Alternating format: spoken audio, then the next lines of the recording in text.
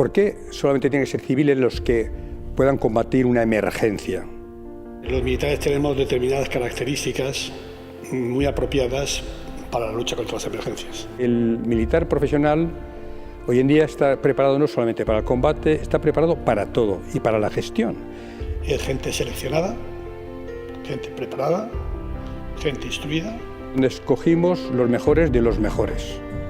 Las personas que tendrían que intervenir en el corazón del suceso. Yo creo que el límite está en la capacidad humana. Yo no creo en los medios y no creo en las personas.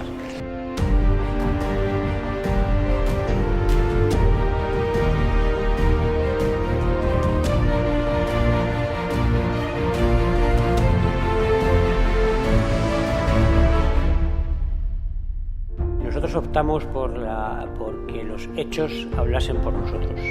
Estábamos muy convencidos de que íbamos a hacer algo grande.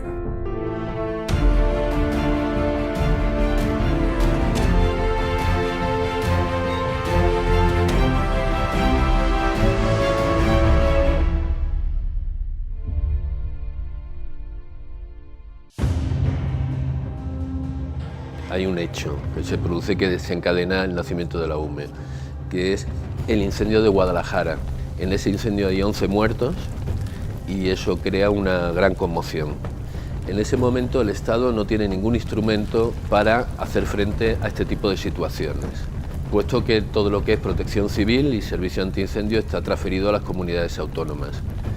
Y es en ese momento cuando se plantea la necesidad de que el Estado tenga un instrumento propio para hacer frente a esas situaciones. Pudo ser un detonante del por qué había que crear a nivel nacional, dependiendo del gobierno de la nación, una unidad operativa donde pudiera restablecer, reforzar y equilibrar en emergencias muy importantes, sabiendo que se habían transferido todas las competencias.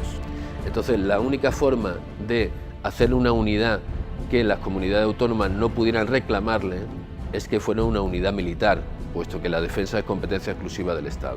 Yo me imagino que en un momento determinado, después de Guadalajara, se hace un juicio crítico, un análisis de qué ha pasado.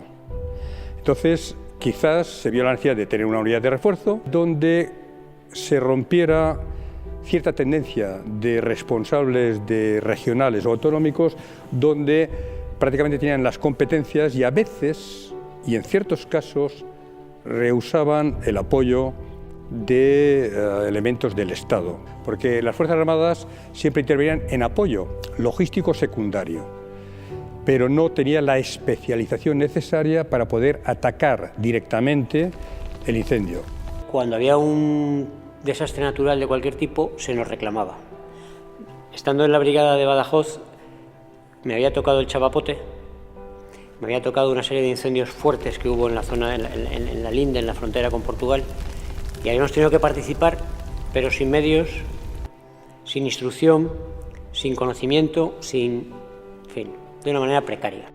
Esta falta de preparación trajo víctimas de incendios donde un teniente con unos soldados fallecieron porque una ola de fuego, un incendio, les atrapó. Entonces, lo que había que hacer era una unidad especializada.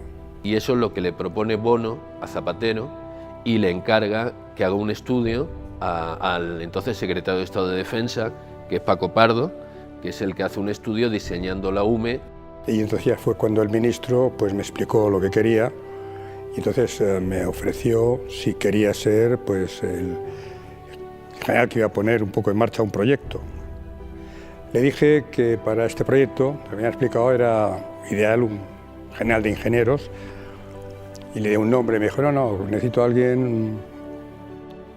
Le di otro nombre de general y a la tercera dijo, bueno, señor ministro, si usted quiere, pues me quedo. Entonces, a partir de este momento, esto fue el 19 de enero del 2006, me comprometí a desarrollar este proyecto.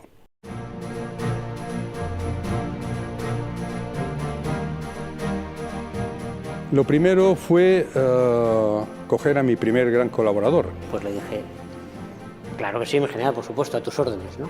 Dijo, bueno, pues nada, aunque vamos a ser un poco bomberos, pero yo creo que va a ser una cosa interesante. Y entonces cuando dijo de bomberos, dije, aquí hay algo que no he cogido bien porque... Partimos de un estudio que habían hecho en defensa, un buen estudio.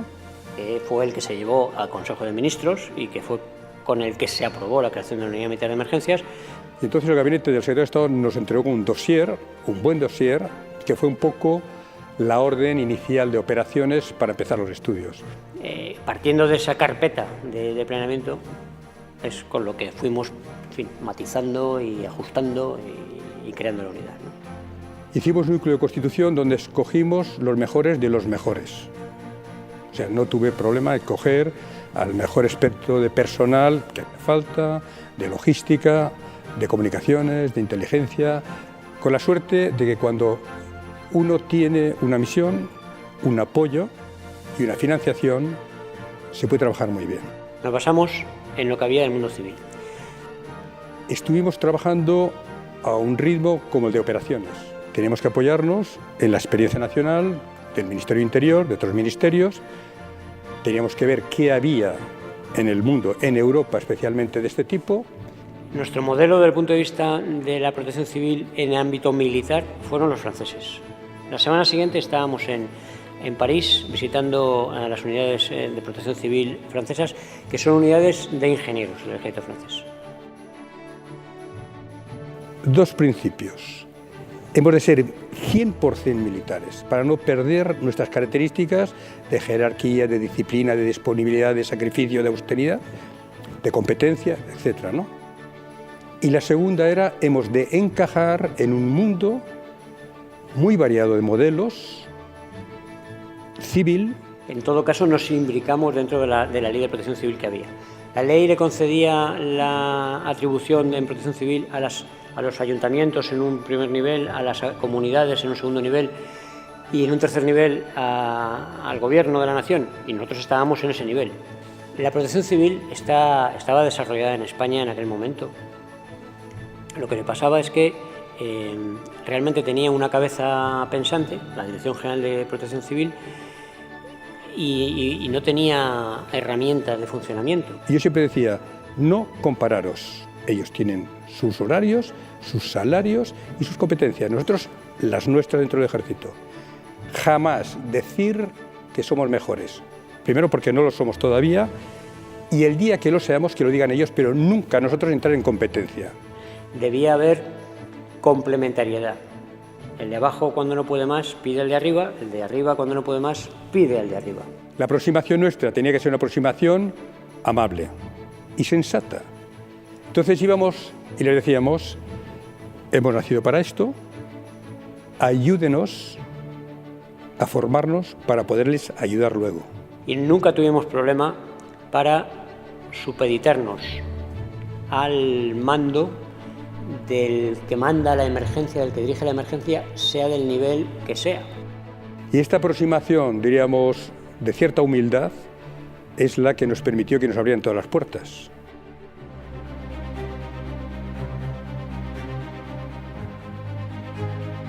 A mí me nombran el 20 de enero, a los 9 meses venimos aquí, a los 10 meses, y ya pasamos a ser cuartel general, y el verano siguiente ya estábamos combatiendo en incendios, en Canarias y en Castellón. Estamos ya en el segundo verano. El primer verano, lo que habíamos hecho había sido fundamentalmente mandar gente a enterarse de cómo funcionaba el tema de incendios forestales, que era como la emergencia más probable. Mandamos gente a Francia, mandamos gente a Galicia, fundamentalmente, y un poco también a Cataluña. Galicia ese año, el año que mandamos, este primer año, hubo muchísimos incendios en Galicia, fueron unos años peores. Los que fueron allí pues aprendieron mucho. Los de Francia también estuvieron en Córcega, aprendieron bastante. Y luego durante todo ese año habíamos ido formando las unidades a base de campamentos básicos de emergencia que llamábamos exactamente. Bueno, cuando llega el verano del que estamos hablando, que es el del 2007, pues ya tenemos las unidades operativas y formadas. Empieza el incendio en Canarias. Y en Canarias teníamos una unidad que estaba en Ganto. Y el incendio se produce en Gran Canaria.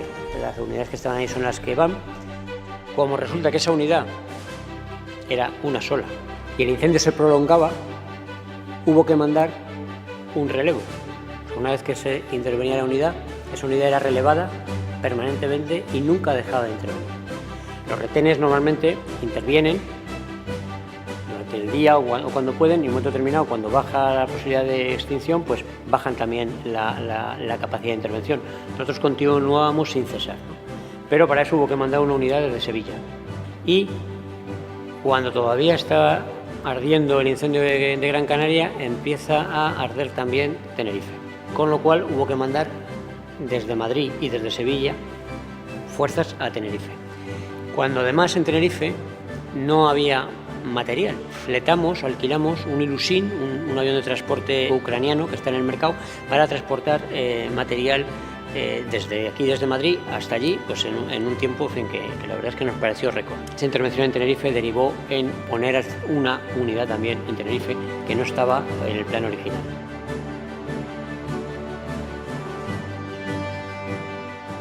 El comportamiento fue tan brillante, por ejemplo, que los presidentes del Cabildo de Canarias se quedaron encantados de la capacidad demostrada de ir a las islas, del transporte de personal y de la actitud de nuestros militares combatiendo el incendio. Y en Castellón pasó exactamente lo mismo. Sobre todo lo más importante fue que el director, el técnico de emergencias por la que trabajaron mi gente, me vino y me dijo: genial, ¿cómo han conseguido en tan poco tiempo gente tan buena? Y a nuestra gente, cuando se fue, los de Cruz Roja, los de, diríamos, todos los de emergencias locales, todos me vinieron a felicitar del comportamiento de los militares y les despidieron aplaudiendo.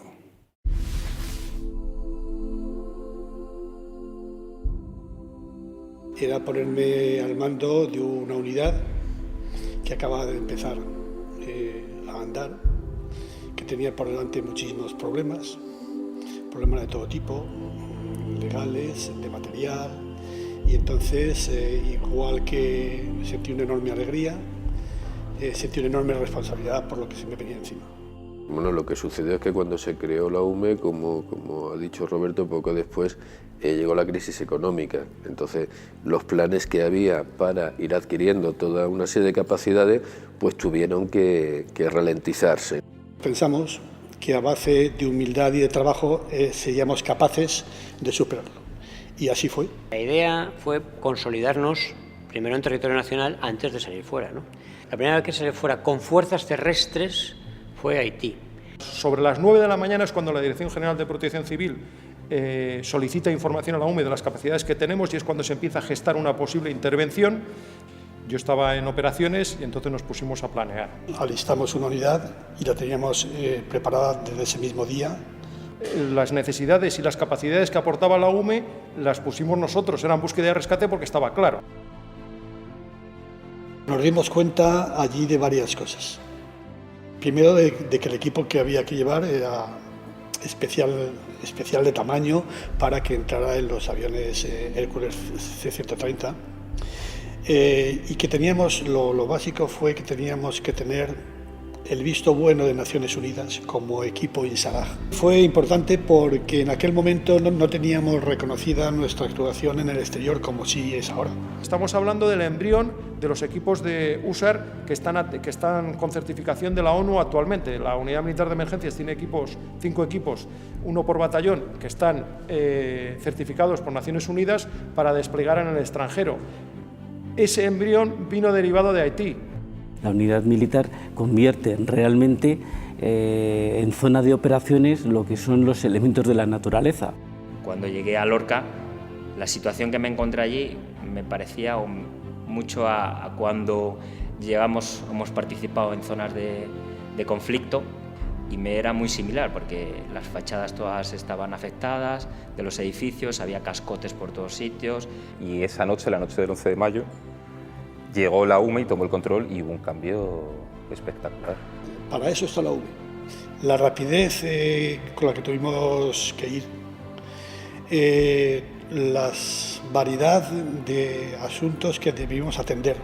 Todas las unidades de la UME. De hecho, lo primero que se activó aquí fue el regimiento entonces de apoyo a emergencias, que llevó todo el material de campamento, que fue el que materialmente estuvo trabajando en montar estos campamentos.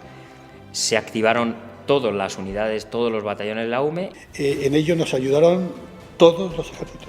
El equipo médico que fue un hospital de campaña del Ejército de Tierra, acudieron a la tienda de campaña la Infantería de Marina, el Ejército del Aire, y fue una actuación completa de lo que la legislación nos autorizaba. Es decir, no solamente en caso de emergencia la unidad militar de emergencia va con sus medios, sino que acuden todos los ejércitos.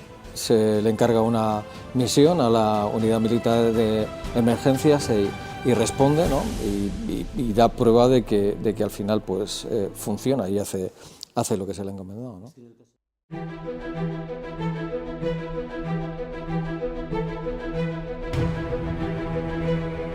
Cuando la UME cambia de mando, no cambia de rumbo. Las unidades militares mantienen el mismo rumbo, cambia el capitán de máquinas, ¿no? Por así decirlo, pero yo no hago nada más que seguir el rumbo de mi antecesor, que a su vez sigue el anterior, ¿no? Estamos buscando siempre las capacidades que nos puedan requerir en una situación extrema.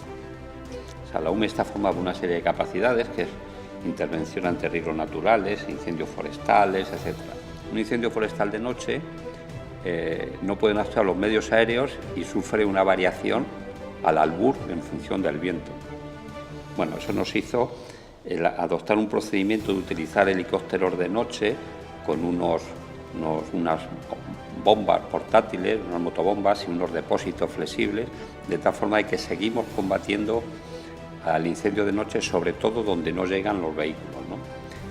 Surgió el accidente de Santiago y obviamente nos dimos cuenta que para actuar dentro de un AVE, que es un material tremendamente complejo, hay que tener personal experto. Exactamente igual con los accidentes aéreos, ¿no? Y en esa idea estamos adquiriendo esas capacidades que no tiene el Estado.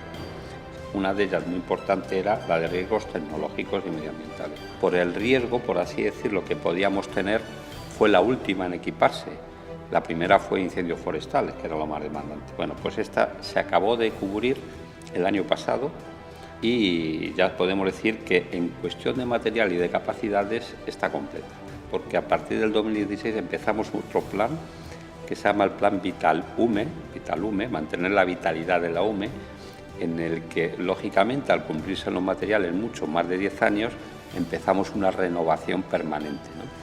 Entonces la UME entra en un proceso de renovación de aquellas grandes capacidades que se compraron todas a la vez, para que no se tenga que reponer todo a la vez, ¿no? Entonces va a haber un proceso de escalonamiento, de readquirir otras de esas capacidades conforme van caducando. Esta unidad tiene un plus, y es el plus de la pasión, que es el compromiso. Es realmente, yo identifico la UME como un compromiso. Entonces, seguramente todos cuando llegamos aquí tenemos un componente militar muy fuerte.